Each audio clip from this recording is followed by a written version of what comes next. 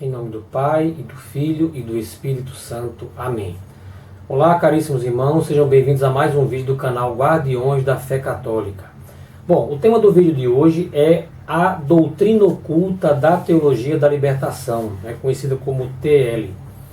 Pessoal, a teologia da libertação, para quem não sabe, é uma infiltração comunista dentro da Igreja Católica.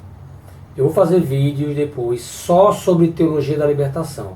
Então eu vou dar uma explicação apenas muito rápida. Os comunistas são inimigos naturais da Igreja Católica. Em todos os lugares onde os comunistas se infiltraram, tá? Onde eles chegaram a tomar o poder, o clero foi perseguido, padres foram mortos, bispos foram encarcerados e mortos, igrejas foram destruídas, escolas católicas fechadas e por aí vai.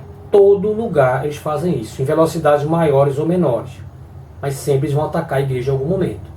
Só que os comunistas perceberam que em muitos países a grande inimiga deles era a Igreja Católica. Vários papas, desde o final do século XIX, já vinham condenando o comunismo. O pessoal fala muito da excomunhão de Pio XII, né? Mas Pio XII basicamente ele estava reafirmando o que a igreja sempre ensinou. O comunismo é completamente incompatível com a fé católica. Vários padres vão fazer isso a partir do final do século XIX, vai entrar no século XX, e até recentemente, Papa São João Paulo II, tantos outros papas condenaram o socialismo. Então o que acontece? Percebendo isso, foi criada uma estratégia, e aí eu posso falar sobre o livro de Yomihai Pachepa, Desinformação, inclusive eu falo sobre isso, em que ele fala sobre isso, de que a teologia da libertação ela foi criada ali nas entranhas da KGB para ser inoculada dentro da Igreja Católica. E o que eles fizeram? Eles criaram toda uma linguagem própria em que eles pegam elementos comunistas, utilizam elementos cristãos católicos, fazem uma hermenêutica nova, tá? Tentando passar para você que o verdadeiro evangelho é o que a teologia da libertação está pregando. Que se preocupa com o pobre é o centro da vida cristã, o pobre é o lugar teológico onde deve haver o debate de uma nova teologia da América Latina e por aí vai. E a teologia da libertação ela foi se infiltrando em tudo que você imaginar, sobretudo aqui no Brasil. Ordens religiosas, editoras católicas, rádios católicas, seminários e, sobretudo, universidades católicas. Foi algo desastroso. Foi desastroso. A teologia da libertação, a gente pode dizer que ela começa para valer a partir da década de 60.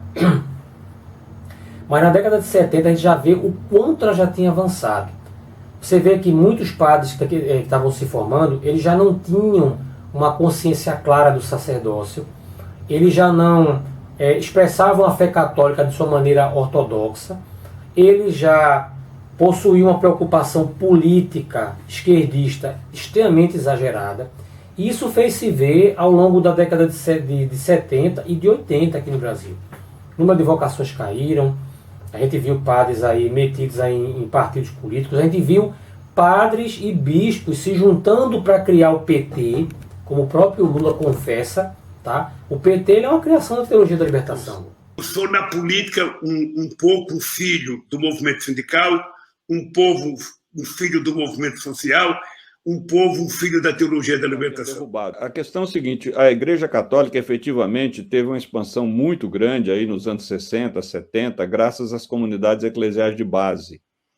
E elas são o esteio do PT, do MST, da CUT, da Central de Movimentos Populares. O próprio Lula sempre admitiu que as comunidades eclesiais de base elas favoreceram a capilaridade do PT no território nacional mais do que o próprio sindicalismo. Agora, houve um refluxo devido a 34 anos de pontificados conservadores. Nós fomos atropelados aí pelo João Paulo II e pelo Bento XVI. Eu tenho por detrás de mim uma grande parte dos estudantes do PT, a CUT, a base da Igreja Católica. Quem tentou combater a teologia da libertação, na minha opinião, talvez já tivesse um pouco tarde. Não estou criticando eles, porque é fácil falar de agora isso. Mas o cardeal Ratzinger que iria ser nosso querido Papa Bento XVI, e o Papa São João Paulo II, começaram esse combate, mas a coisa já estava muito espalhada. Pelo que pouco que eu vi que eles tentaram trabalhar em duas frentes.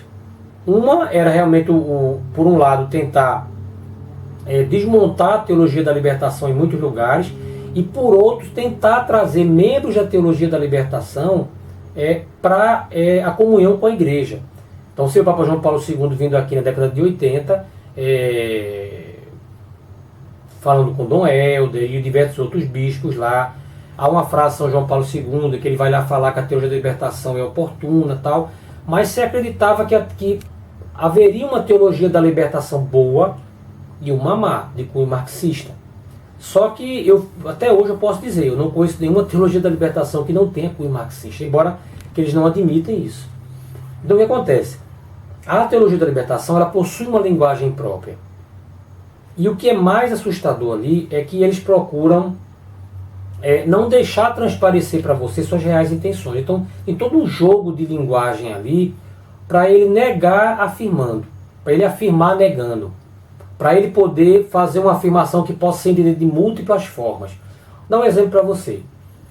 Quando alguém da teologia da libertação fala para você que a Eucaristia é a partilha do pão, o que você acaba entendendo? Não, ele está falando que é Jesus que vem distribuir o pão da salvação para todos nós. Mas na cabeça desse cara, a cabeça dele, ele está falando que é uma simples refeição. Ele está dessacralizando a Eucaristia sem que você perceba. Você não vê um padre da teologia da libertação, um bispo, falar: Jesus está aqui em corpo, sangue, alma e divindade. A missa é o sacrifício de nosso Senhor Jesus Cristo na cruz, que se atualiza aqui no altar. Ele não vai dizer isso. Ele vai dizer que a Eucaristia é a partilha do pão, que a Eucaristia é a festa do povo de Deus, que a Eucaristia é o banquete do povo reunido ao redor do Cordeiro. Tem um monte de termos que ele pode utilizar, mas está desacralizando. Tá? Então, existe uma linguagem própria que eles vão utilizando, e você não vai percebendo que ele vai secando e secando, secando. Tem um vídeo de Frei Beto, que a gente até colocou no canal, em que Frei Beto afirma que o trabalho do pessoal da teologia da libertação é nunca chegar para o povo falando de ação política, tudo de esquerda, não. Que chegasse rezando o terço, tal, e aos poucos fosse introduzindo isso na cabeça do povo. Ele fala isso num vídeo. É sair daqui e fazer tudo isso que a gente debateu esses dias. Reúne na sala da sua casa um pessoal para rezar o terço. Porque se você chamar para discutir o último livro do Boff, eles não vão não. Agora, se você chamar para fazer uma novena para Nossa Senhora de Fátima, eles vão. E a partir daí, pedagogicamente, vá trabalhando com os textos bíblicos, aprenda com o material do Sebi, aprenda com o material do Carlos Mesters, se equipe, se prepare, se forma para fazer esse trabalho pedagógico que um dia fizeram com cada um de nós. É exatamente o que ele falou aqui na lei, que simplesmente cometeu um sincericídio. É isso que eles fazem. Então eles vão chegar para você, por exemplo, em relação a Jesus Cristo, preste bem atenção. Eles nunca vão dizer para você que Jesus não é Deus, diretamente. Sempre vão dizer assim: não, Jesus veio ao mundo para implantar o seu projeto de salvação, implantar o reino de Deus. Aí você, realmente, está certo. Só que ele está dizendo para você, na realidade, é o seguinte: Jesus é um homem comum, que viveu, que existiu, que viveu num tempo em que os romanos haviam invadido a Palestina e ocupado aquela região. Existia ali um poder político opressor e um poder religioso opressor. Jesus, vendo aquilo ali, toma consciência de si e diz: eu sou filho de Deus. Eu não posso aceitar isso. É um homem comum. E aí... A questão agora é justamente voltar a essas origens do Evangelho de um Jesus, né? Eu sempre digo, por que me meto em política? Porque eu sou discípulo de um prisioneiro político. Jesus não morreu nem de hepatite na cama, nem de desastre de camelo no Arroio de Jerusalém.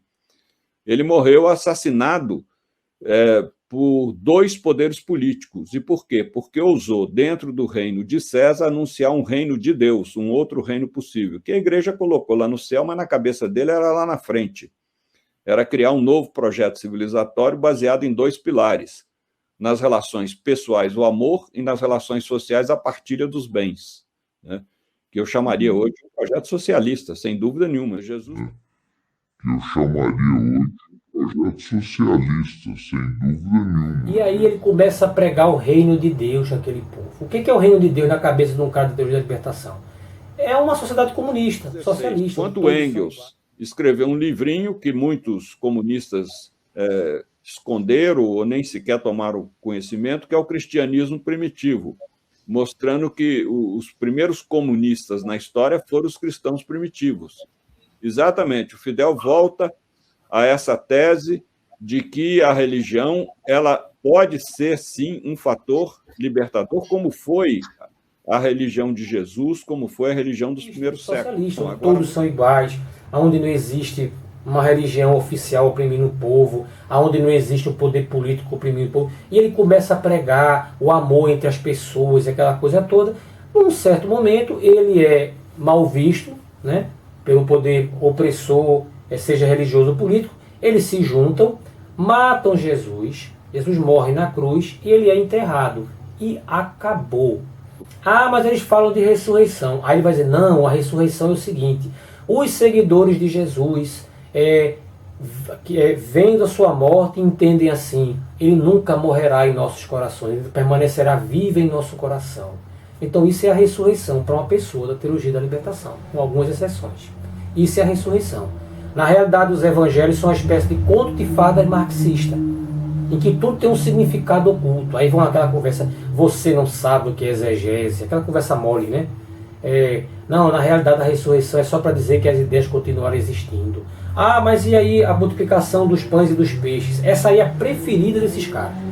Ah, não é que os pães e os peixes se multiplicaram, isso não existe, isso é misticismo, isso é besteira. O que houve ali foi que Jesus chamou todo mundo e disse: cada um, quem tiver qualquer coisa, bote aqui em cima. Aí todo mundo deixou um pão, um peixe, uma coisa, tal. Quando olhou, tinha um monte de comida, todo mundo comeu e ficou satisfeito. Ele queria ensinar as pessoas que se todo mundo dividir, colocar tudo em comum, nada faltará para ninguém. Pronto. É isso que é. Só que ele não vai falar claramente isso. Nossa Senhora. Não, Nossa Senhora é a mulher do povo. É a mulher retirante que viu seu filho sofrer, que está presente em todas as mulheres que lavam roupa, que são donas de casa. Aquela coisa toda. Entendeu? Então Deus existe para esse pessoal? Existe. Mas para a teologia da libertação, Deus pode ser Javé, pode ser a Pachamama, pode ser Buda, pode ser quem você imaginar. Veja a pegada agora do Leonardo Boff. Praticamente virou um panteísta. Eles não estão nem aí, pessoal. E outra coisa, eles gostam muito de usar a Bíblia. Sabe que eles gostam muito de usar a Bíblia, pessoal? E nunca usam catecismo, documento da igreja, só em casos excepcionais, é porque a Bíblia consegue manipular.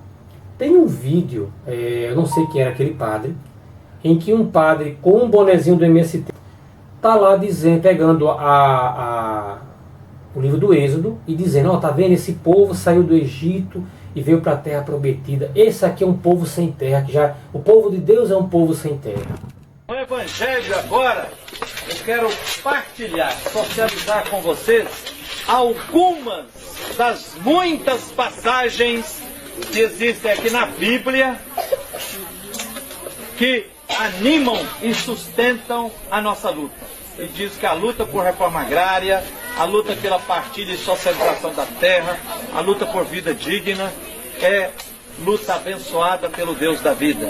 Primeiro quero lembrar, está escrito aqui, dizendo que foi um casal de sem terra, Abraão e Sara. Foi um casal de sem terra, Abraão e Sara, que entrou para a história como pai e mãe de três grandes religiões monoteístas: o judaísmo, o cristianismo e o islamismo. Abraão e Sara. Lembrar também que as três palavras que mais existem na Bíblia: Deus, vida e terra. Como o Édigo colocou aqui, nosso irmão da comunidade judaica, o povo da Bíblia é um povo sem terra. O povo da Bíblia é um povo sem terra. Terra que lutou muito, anos, décadas e séculos pela terra. Lutou para sair da escravidão, do imperialismo dos faraós do Egito, conseguiu se unir, se organizar com a fé no Deus único, Javé, atravessou o Mar Vermelho e 40 anos pelo deserto, caminhando rumo a grande marcha, rumo à conquista da Terra Prometida. Atravessou o Rio Jordão e aí foi mais uns 50, 100 anos lutando para conquistar aquela terra que estava lá, mas terra que estava grilada por muitos latifundiários. Grilada por muitos latifundiários. E o povo devagarzinho foi conquistando a terra. E Deus abençoando essa caminhada. Eles fazem isso, entendeu? E no Evangelho eles vão pegar as partes que interessam e vão esconder as outras. O demônio, o que eles acham? O demônio é apenas uma personificação da opressão do ser humano, seja ela política, econômica, militar, seja o que for. Ele não existe, entendeu? E quanto à igreja? Qual a visão que eles têm em relação à igreja? Vejam, para o pessoal da Teologia da Libertação, a igreja, lá no começo, ela surgiu como uma espécie de partido político, ou melhor, como comunidade, uma comunidade hippie, né? Todo mundo tinha tudo em comum. Aí vão citar lá o livro de Atos dos Apóstolos e tal. Mas o que aconteceu? Ao longo do tempo, essa comunidade se corrompeu e aí deu origem à igreja medieval. Jesus também não teve nenhuma ilusão de que pelas armas ele poderia derrubar o Império Romano, tanto que ele não partilhou os grupos armados da sua época, como os zelotas. Havia vários grupos armados, várias rebeliões. Ele optou por um caminho muito inteligente. Nós vamos minar esse poder pelas bases. E foi exatamente o que as comunidades cristãs conseguiram ao longo de 3 séculos, derrubar o Império Romano. Lamentavelmente, uma vez derrubado o Império Romano, elas chegaram ao poder e adotaram o mesmo estilo de poder daquele que eles haviam derrubado. A questão é a seguinte: até que agora, após o Concílio Vaticano II, a igreja a narrativa deles, a igreja foi lá e se reencontrou, e a igreja tem que começar a se libertar desses medievalismos que ela tem. Então, que sempre a direita utilizou e abusou da religião, isso é histórico, é notório. Enfim, todo o período medieval, a hegemonia da igreja sobre o mundo e toda a legitimação que a igreja fez do projeto colonialista, a legitimação da escravidão, da tortura, e por aí vai, né? São a infinidade de grandes pecados cometidos pela igreja. Então, para uma teologia da libertação, a igreja tem que ser democratizada. Isso inclui extinção do sacerdócio ministerial. Agora, muita gente pergunta, mas Jesus não se casou. Jesus não se casou por uma razão óbvia, assim como o Che Guevara também não levou a mulher para a selva da Bolívia. O primo dele tinha sido assassinado pelo governador Herodes Antipas, e ele sabia que ele ia durar pouco também. Pegou o bastão do João Batista para continuar essa missão. Então, um guerrilheiro não está pensando em contrair núpcias e casamento. Então, um guerrilheiro não está pensando em contrair núpcias e casamento. Porque, sabe, a possibilidade, o risco de vida é muito frequente. Eles odeiam o sacerdócio ministerial. Por isso que você vê, eu vi na minha comunidade, isso já há mais de 20 anos, o padre que fazia isso já faleceu, que Deus o tenha, né? Mas padre fazer oração eucarística e no final chamar, vocês já viram isso, chamar 2 fiéis para um segurar um vinho e um segurar o pão, por Cristo, com Cristo e em Cristo. O que era isso? Era um gesto para dizer, estou democratizando o sacerdócio. Porque eles não creem no sacerdócio ministerial, pessoal. Para eles, todo mundo tem que fazer tudo. Todo mundo tem que fazer tudo. Se tiver alguma doutrina, tem que ser definida por todo mundo. É a democratização da igreja, entendeu? Só que o que há por trás disso? A destruição da igreja. Isso que eu citei para vocês aqui é a hermenêutica, é a parte ideológica deles. Tá? O que realmente há por trás é uma infiltração comunista que pretende destruir a igreja por dentro, eliminar qualquer possibilidade da igreja se tornar um obstáculo à implantação da revolução e ponto final. É só isso que eles querem, entendeu? Por que eles querem tanto destruir o sacerdócio? Ah, não, tem que acabar com o celibato. Ah, não, tem que ordenar mulheres. Ah, não, na região amazônica a gente tem pouco sacerdote, tem que não deixa o leigo fazer para ouvir confissões, celebrar a missa, e coisa tão atrasada, não sei o que e tal. É destruição, porque uma vez que você destrui o sacerdócio, acabou a igreja. Acabou a igreja, tá? Não tem mais magistério, não tem mais tradição apostólica, não tem mais nada, tá? Então, entenda o seguinte. Quando você estiver diante de um sacerdote ou de alguém que começar a usar essa conversinha, bote ele na parede. Espera aí, padre, o senhor está falando que Jesus não está na Eucaristia? Não, eu não falei isso. Ah, então Jesus, então diga aí. Jesus está presente em corpo, sangue, alma e divindade. A missa é o quê? Sacrifício. Force essa pessoa, não estou falando você brigar com ninguém, force ele a se posicionar claramente. E não ficar utilizando uma linguagenzinha como fosse uma língua de uma cobra, que é bifurcada, que pode ter mais de uma interpretação. Houve um bispo, eu não lembro o nome dele agora, recentemente, acho que foi lá de Minas Gerais, não sei exatamente qual fosse, se foi Belo Horizonte, eu estou com o nome dele na cabeça aqui, que ele fez uma postagem que dava a entender que ele não acreditava na ressurreição. Quando o pessoal foi para cima dele, disse, não, eu acredito na ressurreição. Então, a postagem, esse bicho é da teologia da libertação, língua bifurcada de uma cobra. Eu uso uma palavra que tem dois significados. Eu uso conforme a conveniência. Olá, amigos. Salve Maria.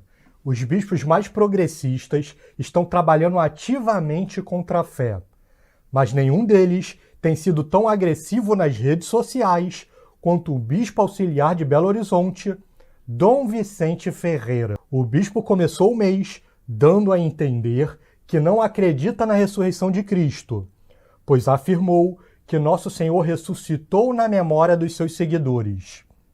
A declaração foi tão escandalosa que se espalhou pelas redes sociais, sendo compartilhado pelo Fratres in Unum e contestado por inúmeros fiéis.